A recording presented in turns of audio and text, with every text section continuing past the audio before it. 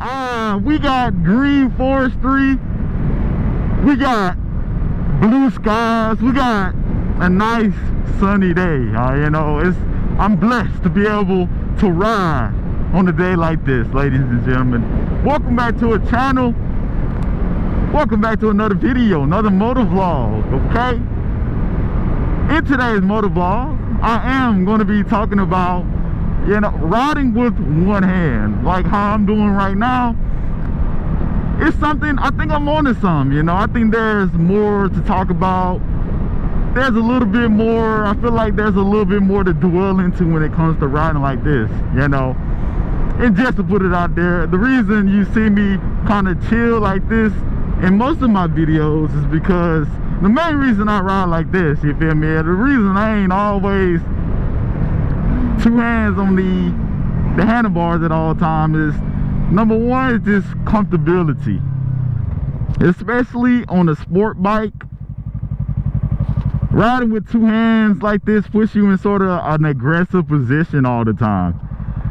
And if you ride on a sport bike for an extended period of time, like in one session, you'll start to get fatigued. Your body will start to get fatigued and stuff like that riding, especially if you ride with your chest on the tank. Especially if you ride like that, you know. I don't ride like that a lot, you know. I'm on the R3. I ain't really doing a lot of that yet. But you kind of, I'm upright now. Holding the handlebar in this way allows me to relax a little bit, you know. It allows me to change up the position, right? From both hands on the handlebars to a semi-tucked position to a fully tucked position, you know, just chilling. I get to chill upright by having like just one hand on the handlebar like this. And so it has to be this right hand. This is where my throttle is, okay? It has to be the right hand. I don't have cruise control, and I'm not going to do it no hands, you know. So the right hand is the one that has to be, because this controls the throttle. But it's perfect for me, you know what I'm saying? I'm right-handed anyway. It's just comfortable for me. I get to sit upright, I get to chill, and I get to relax, you know. That is the main reason I ride with one hand most of the time like this, okay? Number two, you know, this is the part I was talking about when it comes to stuff to dwell into. Like, now that I have this left hand free, also before, I want to note that, you know, this will always be better than one hand, okay? I still, in dire situations, in critical situations where I need complete control over my bike, I will revert back to put my hand on this left handlebar. And as you just see, I don't do clutchless shifting just yet. I don't know enough about it. I don't know how to do it yet. So as you just seen, I need to do it sometimes anyways to change my gears, the downshift and the upshift, because I don't know how to do all that clutchless shifting yet, right? But other than shifting, you feel me, in dire situations, in critical situations, I will put my hand back on this handlebar. Because this, when I have the two handlebars, two hands on the handlebars, that offers the most control, okay? But like I was saying, when you ride, when I only have this one hand on the handlebar like this, you feel me? Yeah, I gotta see where I'm going right quick.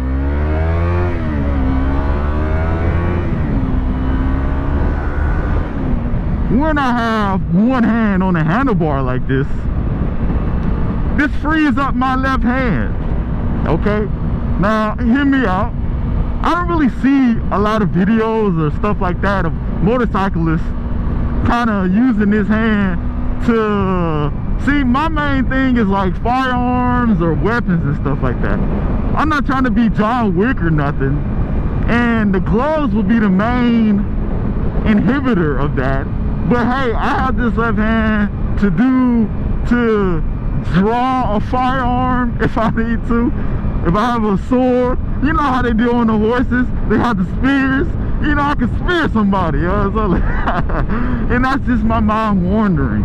But who knows what other possibilities I can open up by having my left hand available. Oh yeah, I forgot, other than defending myself, I can signal with this left hand. You know, hey, I'm about to turn. And that's something that you probably should know how to do anyway, is signaling like with your left hand anyway. So in order to do that, you will have to kind of get familiar with riding with one hand though.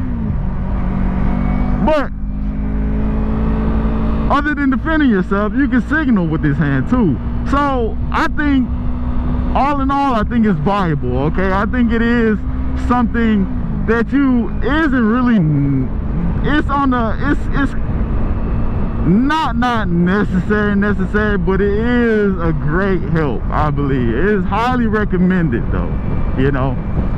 Knowing your hand signals is definitely, I would definitely recommend, that's definitely a requirement if you ride motorcycles, to know these hand signals or whatever. But just riding on one hand all the time and stuff like that, it's not necessary at all.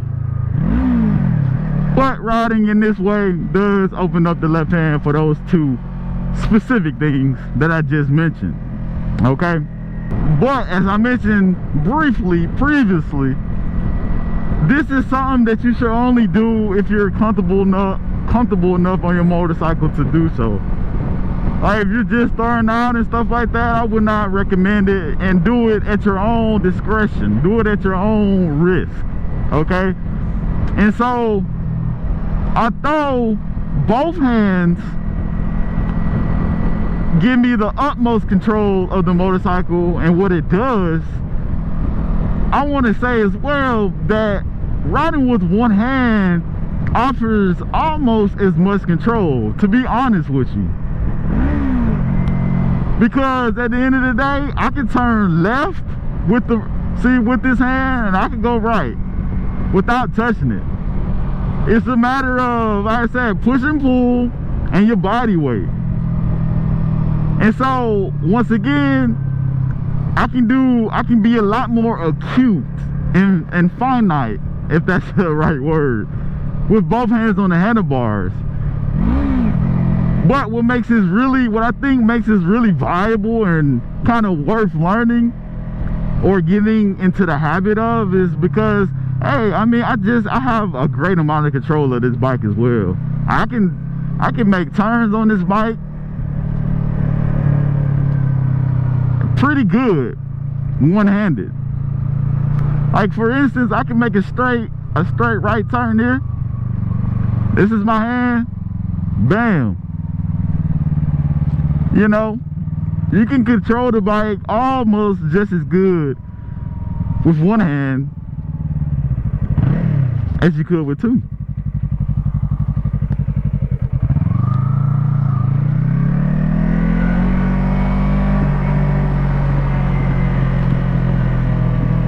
And so, all in all, ladies and gentlemen, I do believe this is a skill. Something when you get real comfortable with your bike, a skill that you should learn and get the habit of. Because some situations it could help you. In some situations it could help you.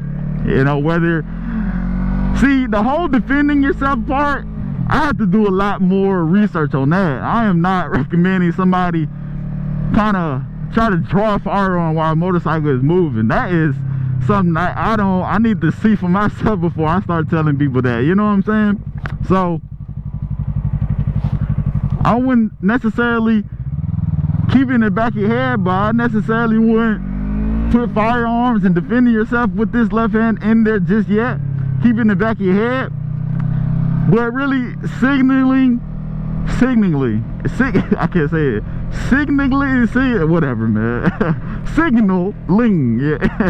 And then, as well as if you're on a sport bike, I don't know how it is with the other bikes.